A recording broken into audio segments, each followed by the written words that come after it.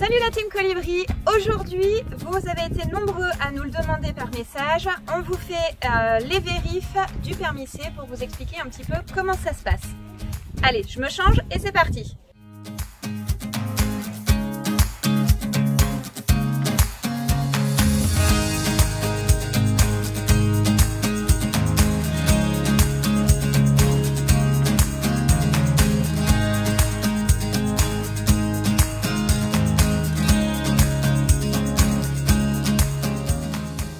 Donc c'est parti, avec le magnifique gilet jaune, comme à l'auto-école.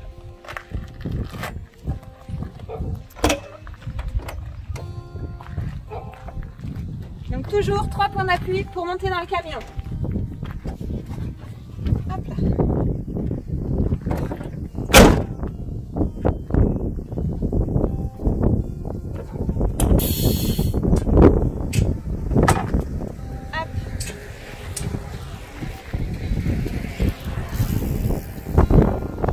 Je suis bien au point mort, le frein de parc est bien serré, le voyant de la cabine est bien éteint, donc la cabine est bien verrouillée, parce que je vous rappelle que la cabine se bascule en avant. Donc j'allume mes feux de détresse, j'allume mes feux de croisement, et la suite c'est en bas.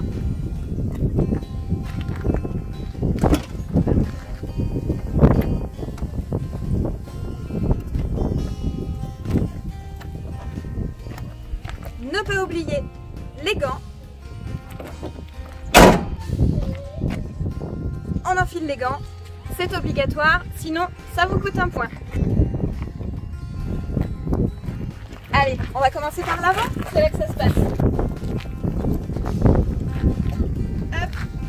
Donc on les voit pas là avec le soleil, mais on a les feux de gabarit, l'antéviseur, le pare-brise, la carrosserie.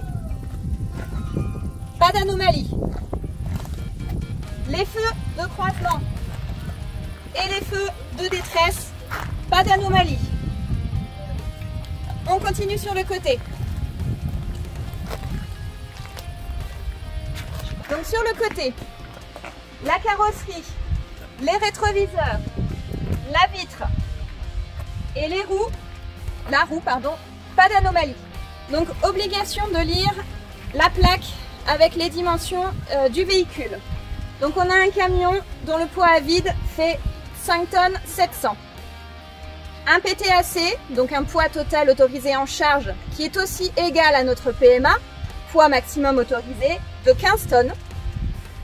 Une longueur de véhicule de 8,02 m par 2,50 m de large et 3 mètres de haut. Bien y penser parce que la hauteur n'est pas spécifiée. On continue. L'ensemble des feux de position latéraux. Donc, ce sont les feux jaunes. Pas d'anomalie. L'ensemble de la carrosserie ou de la bâche avec les sangles, si c'est ce que vous avez. Pas d'anomalie. Les roues jumelées. Pas d'anomalie. Le feu de gabarit. Pas d'anomalie. À l'arrière, les portes, pas d'anomalie. On ouvre la porte, on fait attention, on ne sait jamais, un colis pourrait tomber. Pas d'anomalie au chargement.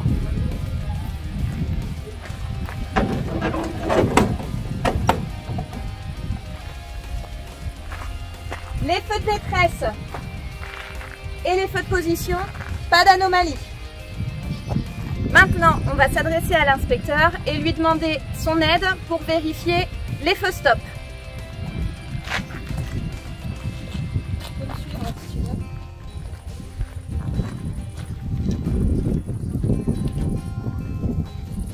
Pour vérifier les feux stop, on retire les gants, on ouvre la porte, on tient sa porte et on appuie sur la pédale de frein. On attend la réponse de l'inspecteur. Vas-y. On On confirme ce que l'inspecteur nous a dit. Les feux, stop, pas d'anomalie. On renfile les gants. Toujours quand vous montez dans le camion, retirez les gants. Sinon, c'est un point en moins parce que les gants peuvent être sales avec les vérifs que vous faites à l'extérieur. Vous êtes amené à toucher le camion, donc potentiellement à vous salir les mains. On continue sur le côté. Troisième côté. Donc le feu de gabarit, pas d'anomalie. L'ensemble de la carrosserie, bout de la bâche et des sangles, pas d'anomalie. L'ensemble des feux de position, pas d'anomalie. Les roues jumelées, pas d'anomalie.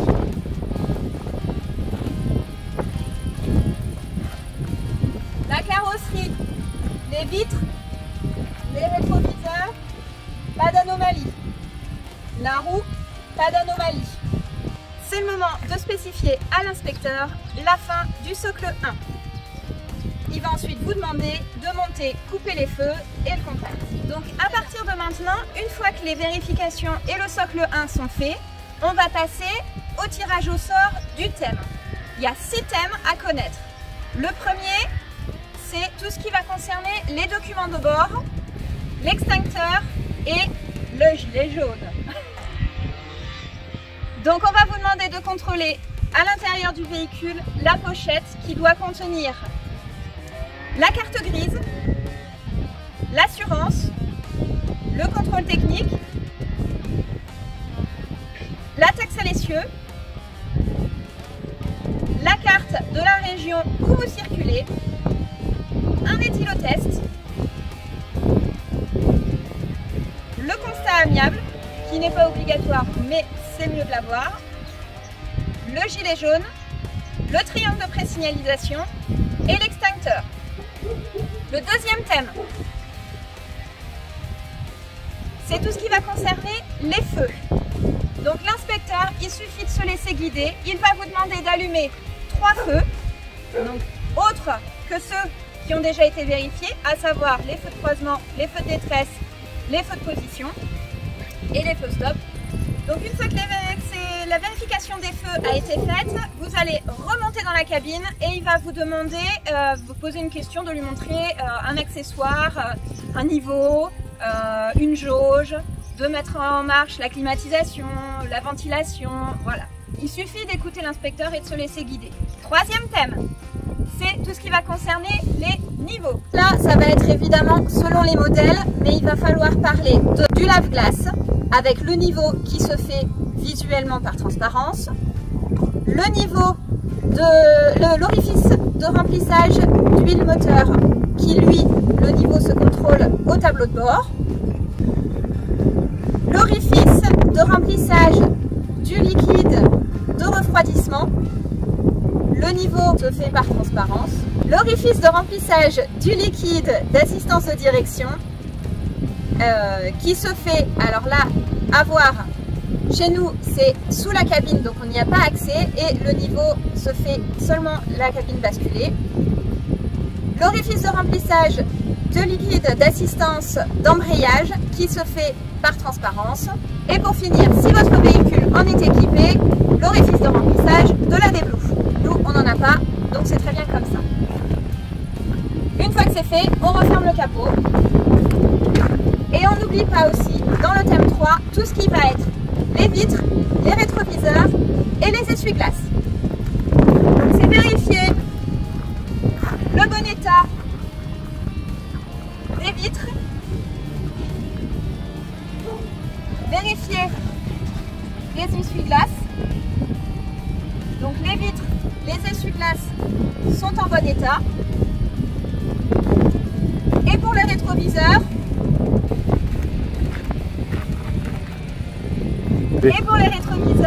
on vérifie la présence et l'état impeccable des glaces, le fait qu'ils soient bien fixés, toujours le bon état des vitres. Et voilà, on a terminé pour le troisième thème.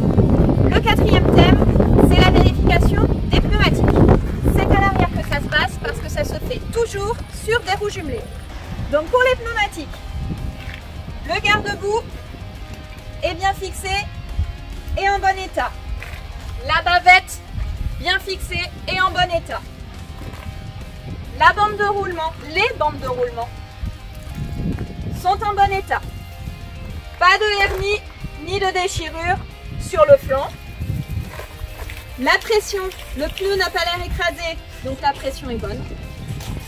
Visuellement, les roues, les écrous sont bien serrés. Pour les suspensions, nous, c'est des suspensions à lame, mais la plupart du temps, maintenant, sur les camions, c'est des suspensions pneumatiques. Vous allez vérifier l'état des coussins d'air et le bon état et de dire qu'ils sont bien gonflés et pas de bruit qui pourrait signifier une fuite. Et en ce qui concerne l'assistance de direction, vous allez dire que le réservoir se trouve sous la cabine, qu'on n'y a accès que lorsqu'elle est basculée, donc que vous ne pouvez pas en parler, mais que vous allez vérifier si il y a un point dur lorsqu'on tourne le volant et un bruit anormal lorsque vous ferez vos essais de frein dans le socle 2 tout à l'heure. Le thème 5, on va repartir de l'avant du véhicule. Donc les caractéristiques techniques du véhicule. Vous allez citer la marque. C'est un Renault. Millennium, 220 chevaux. Là, c'est pas compliqué, c'est marqué sur tous les camions. Vous allez parler des porte-à-faux. Le porte-à-faux avant est de 1,25 m. Le porte-à-faux arrière est de 1,55 m. Évidemment, là, ça dépend aussi des camions et de celui que vous aurez, vous vous adapterez. Le thème 5, c'est aussi tout ce qui concerne les dispositifs réfléchissants et les barres de protection latérale et barres anti-encastrement. Donc la plaque d'immatriculation est en bon état et bien fixée. Par là que ça se passe.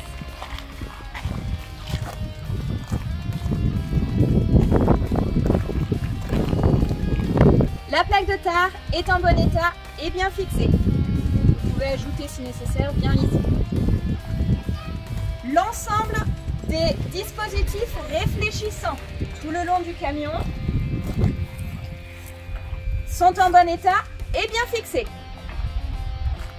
La barre de protection latérale est en bon état et bien fixée.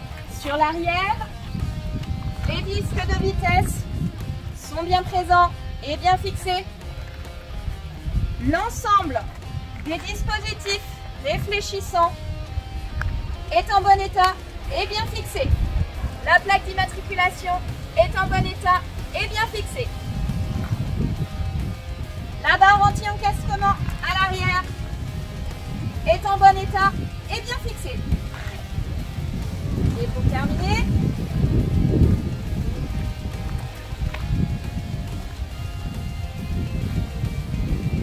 l'ensemble des dispositifs réfléchissants est en bon état et bien fixé. La barre de protection latérale en bon état et bien fixée. C'est tout pour le thème 5. Et le thème 6, enfin pour terminer, c'est le chargement. On commence par ouvrir les portes. Toujours en faisant attention qu'il n'y ait pas de colis ou quelque chose qui soit mal fixé et qui tombe derrière. Hop, c'est bon. On va fixer la porte.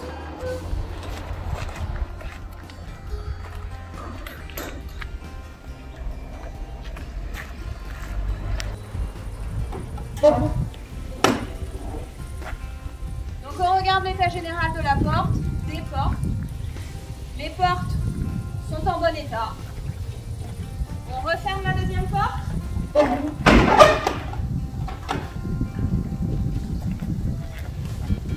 On sort l'échelle.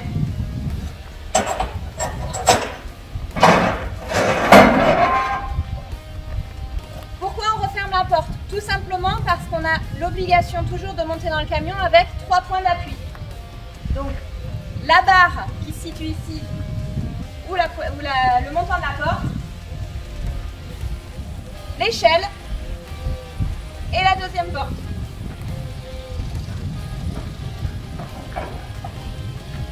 Donc là mon camion est vide, mais en général les camions écoles transportent des cuves d'eau. Donc on imagine qu'il y a des cuves d'eau. Donc on donne la nature du chargement. Je transporte 7 cubes de 1000 litres d'eau, soit 7 tonnes au total. Le chargement est bien arrimé, le poids est bien réparti et le chargement est bien calé. Ensuite, ça se passe sur l'ensemble des parois. On les vérifie et on vérifie qu'elles sont en bon état et qu'il n'y a pas de problème d'étanchéité. Visuellement, le sol dégagé est en bon état. On redescend toujours avec ces 3 points d'appui.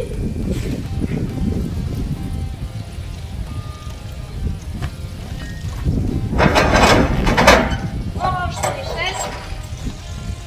On referme la porte.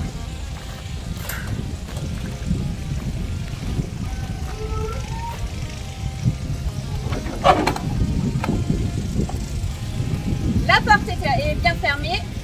Fin du thème 6.